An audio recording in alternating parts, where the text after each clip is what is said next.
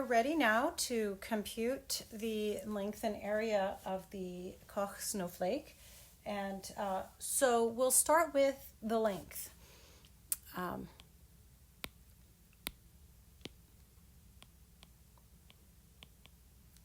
And so to see this, we actually don't require a geometric series. So we can just start looking at how the length increases from one stage to the next. So here's the stage 0 snowflake, and here's the stage 1 snowflake. And if you look at what happens, right, the length of the original stage 0 in the construction was length 1, and the length in stage 2 of the construction is length 4/3. So here the length has increased by a factor of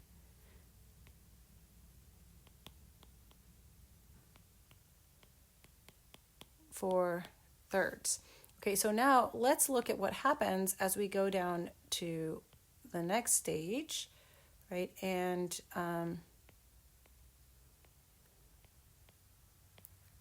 okay, so here's my little cartoon of the next stage. And so let's just focus on one piece of this. So we'll just focus on one of these segments here. And so the length of this segment is 1/3. And then in the next stage, that segment gets transformed into 3 smaller segments of length 1/9. So the overall length here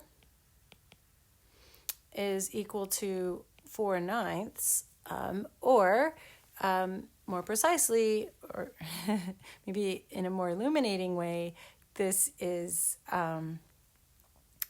4/3 times the length in the previous stage of that little segment. So because that's happening to every segment, then as we go from stage 1 to stage 2, the length again increases by a factor of 4/3. So we can generalize that. That happens at every stage. So going from stage n to stage n plus 1, the total length increases by a factor of 4/3. Okay, so now we can make a little table, and we can compute total length. So let's do that. Here we'll have stage and total length.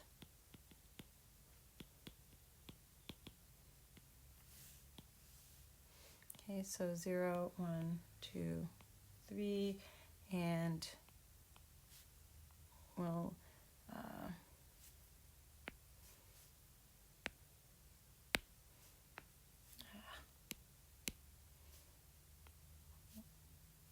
put in a line for the nth stage. Okay, so the total length at stage 0 is just, that's the line segment, so we've got 1. And at the next stage we have 4/3. At the next stage we have 4/3 squared. The third stage, 4/3 cubed, and so on. And at the nth stage we have 4/3 to the nth power. So as you can see, as we continue iterating, 4/3 to the n is just for very large n. As n increases, this is just going to grow without bounds. So what we conclude then is that the length of this curve is infinite.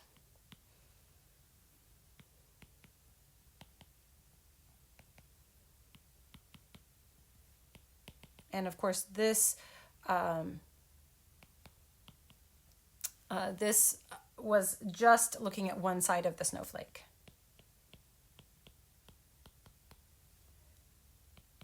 And so we can write this using a limit. It's the limit as n goes to infinity of the length at the nth stage.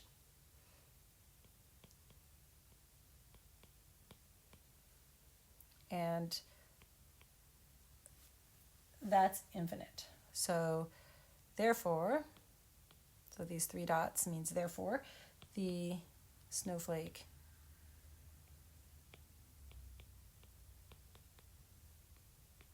has infinite length.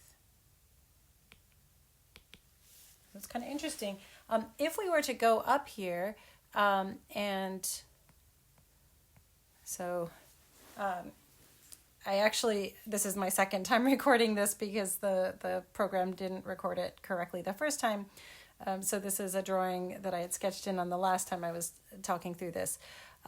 So if I was to start here at one point on the fractal, say right here where I'm putting this blue dot, and start traversing clockwise around it, right, then there's infinite length there in going from this blue dot over to the next blue dot.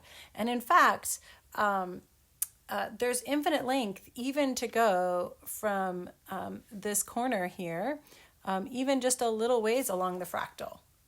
That also has infinite length. So it's kind of interesting that any little tiny bit of this has infinite length in the limit. So we have a curve of infinite length winding through here. It's very scrunched up, but what's really amazing, and you can see I've already got the punchline drawn in here from my last recording, is that there's actually a finite amount of area encompassed by this infinite length curve. And so you can see that because if I take these orange vertices that I've got in here and connect them with lines, the whole curve lies inside the resulting hexagon. And that hexagon, of course, has finite area. So that's implying then that this Koch snowflake has a finite area as well because it is contained within that area. So what I'd like to do next is to actually go through the calculation using geometric series to show that there is a finite amount of area. So we'll go ahead and scroll down here and do that. Okay. So before I do that, let me just go ahead and remind you of the geometric series formula.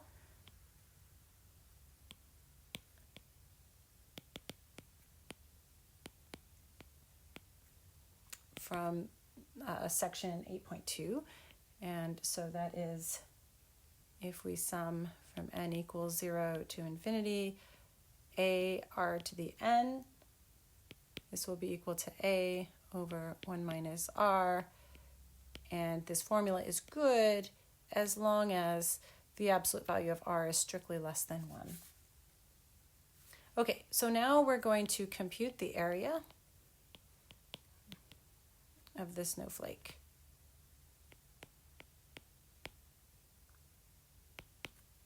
Okay, and so to do this, what I want to do is make a table as before, and here I think what you'll find is that this process is kind of similar to the process by which we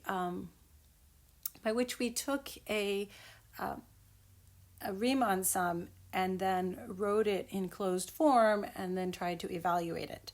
So if you remember, that was a pretty lengthy process, and I promised that some of that work with summations would start to pay dividends later on, and this is one of the places where that happens. So what I want to do is start by making a table, and that was one of the strategies that we had when we worked with Riemann sums. So we'll just make the table here. We'll have stage will be the first column, and then we'll have the number of edges in that stage.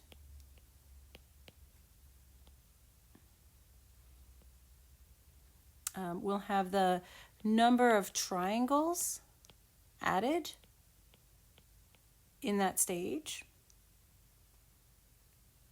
and then the area of each added triangle, and the last column I want to have is the total area added. Okay, and I will put a little line there. And okay, so what I want to do now is make a little picture here that goes along with each stage. So we'll start with a stage 0 picture. Maybe I'll swap colors here to just make my work a little easier to follow. So I'll do this in purple.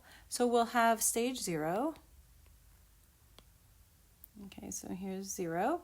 And I'm going to go ahead and just draw this in. And now in the last bit, we were focusing on just one edge of the snowflake. But here, because we're trying to do area, we really need this to be a closed, enclose some area. So I'm going to draw all 3 of the edges here. Notice that each of these edges has length 1. So here we have 3 edges. And the number of triangles we've added, well, there was no triangle before, so we've added 1 triangle at this stage. The area of each of the added triangles, well, I'm going to just assign that a variable name, and so I'll go ahead and just, we'll color this in purple. And I'm just going to call that area capital A here. So the area of that one added triangle is A. I'll ask you at the end to go ahead and compute that using the Pythagorean theorem, and then you'll use that in your computations. But the total new area is just the area of the triangle we've added. So that's just A. Okay, so now I want to go ahead and make a stage 2 fractal. So we'll put it down here. And let's label this, let's change colors. I'll do it in orange. So let's do stage 2. And okay, so I'm going to erase, whoops. I just want to erase these pieces here. So the bits that I'm going to be adding, some triangles here. So we'll add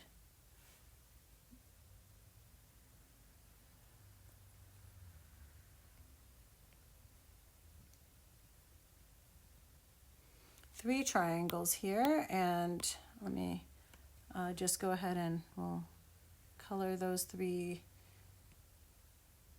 triangles in. All right, so this is at stage 1.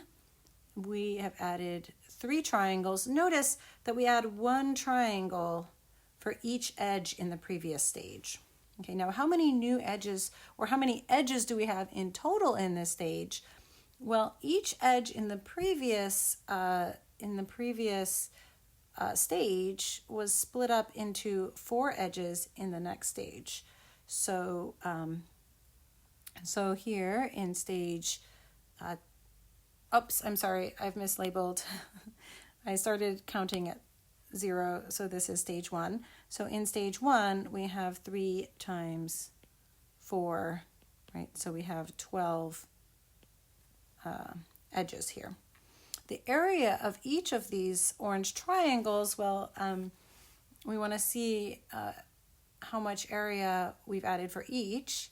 And so we can see that by kind of sketching in. So I'm going to use orange to just kind of go through and add some new lines here, right? And so if I do this, what you can see is that I could chop up the purple triangle into 9. So let's count this: 1, 2, 3, 4, 5, 6, 7, 8, 9. So into 9 smaller equilateral triangles whose length is exactly side length of 1/3. And each of those is the same as is the size of each of the added orange triangles. So each added triangle is 1/9 the area of the purple triangle, which was A. And now the total area added is the number of those triangles times the area of each one. So it's going to be 1/3 A. All right, so now let's go ahead and take this stage 1 triangle, and we will paste it here. Okay, and I will swap colors again. So let's switch to, say, green. And now this will be my stage 2. So I'm going to go ahead and add triangles here.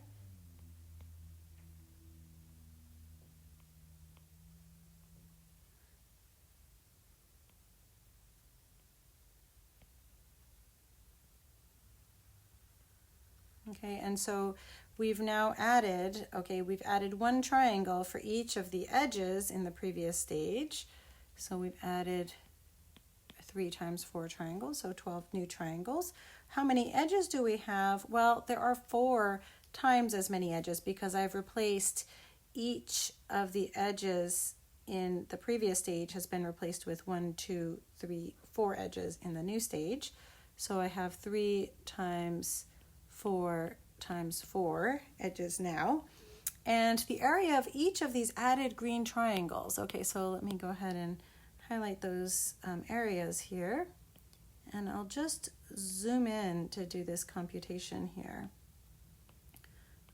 So let's zoom in around, let's zoom in right here. If I go through and just dissect one of these orange triangles, you can see that each of the 2 green triangles here on either side is the same area as one of these dissected triangles here. So in other words, this triangle that I'm outlining here, right, has side length exactly, it's an equilateral triangle with side length, let's see, 1/9. And the green triangles are also equilateral triangles with side length 1/9. And you can see that there are 9. I've chopped up the orange triangle into 9 of these smaller triangles. So what do we conclude from all of that? We conclude that the green area, or the area of one tiny green triangle, is 1/9 the area of an orange triangle.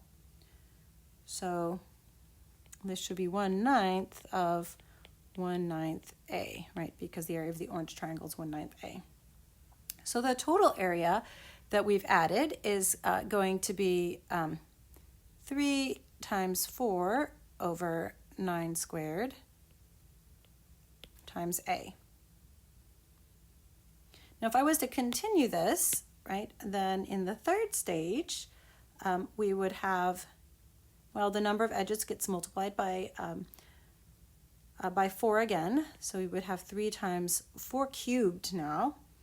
And the number of triangles added is the number of edges in the previous stage. So it would be 3 times 4 squared. And the area of each added triangle, well, ought to be 1/9 of the area added in the previous stage. So that would be 1/9 to the third times A. And then the overall area is just 3 times 4 squared over 9 cubed times A. And if I do this over and over, at the kth stage, I have 3 times 4 to the k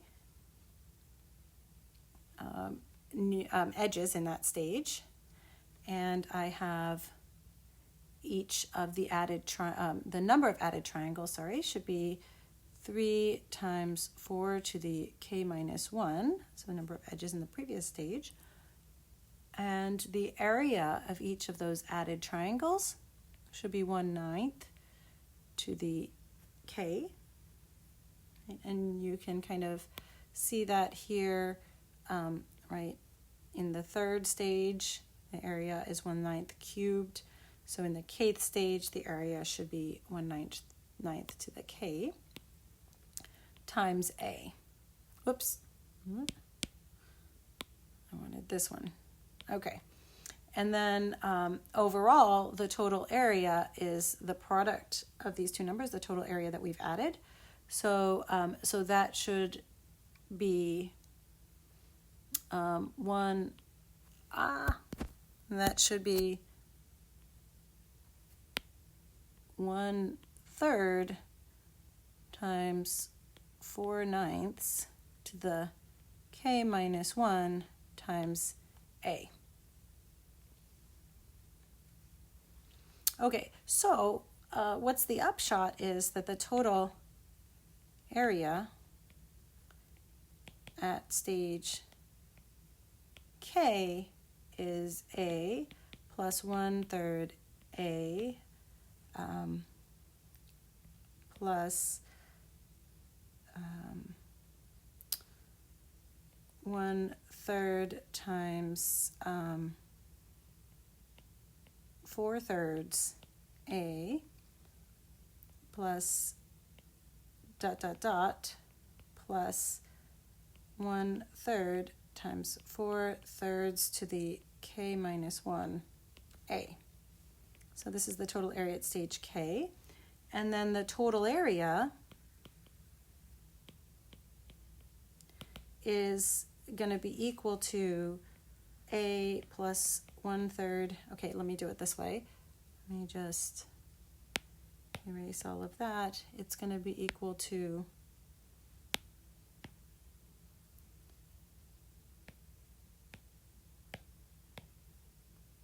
all of this. I'll get rid of this extra.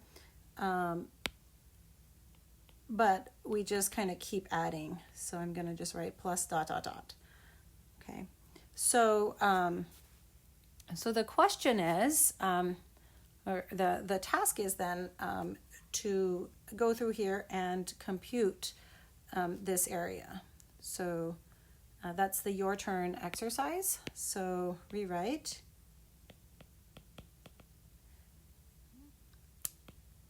this sum as a geometric series. And let me not say as a geometric series, but let me say using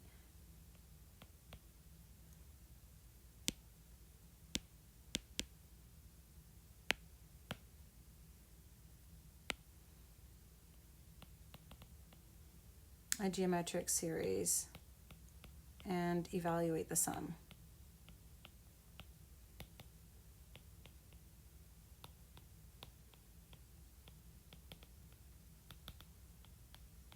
And plugging in for the area A of the original purple triangle. Okay, so when we resume, and hopefully this will actually get recorded, when we resume, I will show you the answer. I'll expect you to have your work when I take a look at your notes, and then I'll show you 2 other quick examples and talk about your assignment.